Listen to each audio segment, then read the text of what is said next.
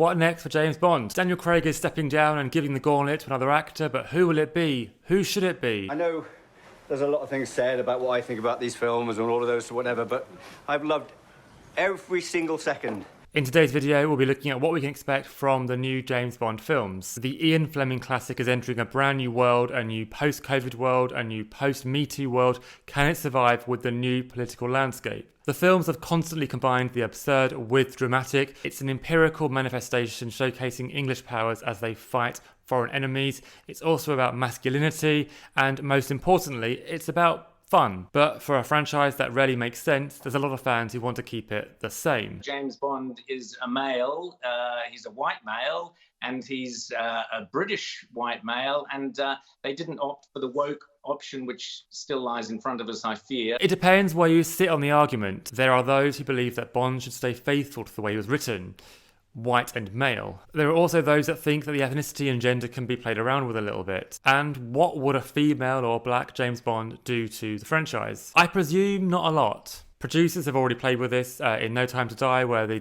007 label is held by a black woman, and I don't think the world ended just yet. Fans are usually terrified of change. Daniel Craig is now considered a good benchmark of James Bond, but in 2006 it wasn't always that way. When Daniel Craig was named and billed as the next James Bond, a lot of people were up in arms, they were furious, all because he had blonde hair. Daniel Craig has also dared to give the character depth. Rather than a superhuman, comical James Bond played by Roger Moore or Sean Connery, Craig took Bond down a more serious, brutal, realistic depiction of James Bond. A man troubled and damaged while also retaining the smooth-talking, shaken, not stirred essence of Bond.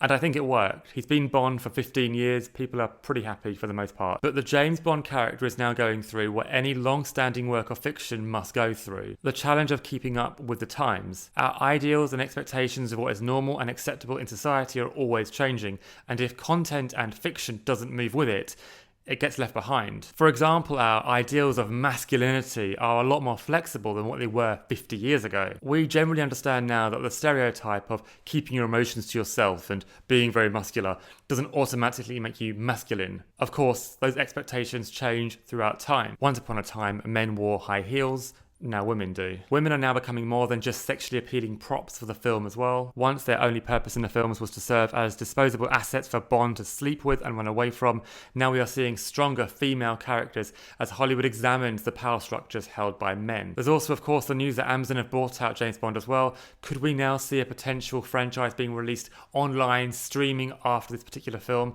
We don't know. Could Amazon cave in to certain pressures from outside groups? Again, we don't know. What we do know is that some of the best James Bond bits will stay the same for many years. The cheesy humour, the action scenes, the music, the heart-stopping finales, and of course, the cars. We don't know how much James Bond will or won't change in the future, but if it does, just think of it as evolution.